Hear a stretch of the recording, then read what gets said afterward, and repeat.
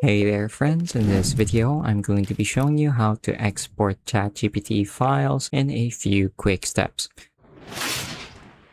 So this is really useful if you're working with a lot of document creation or item creation with ChatGPT and you have a lot of things that you need to get sorted out.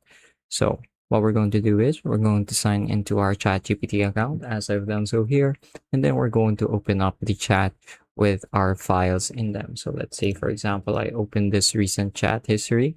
You can see that there are items generated. But let's say this is a long chat with lots of items being generated.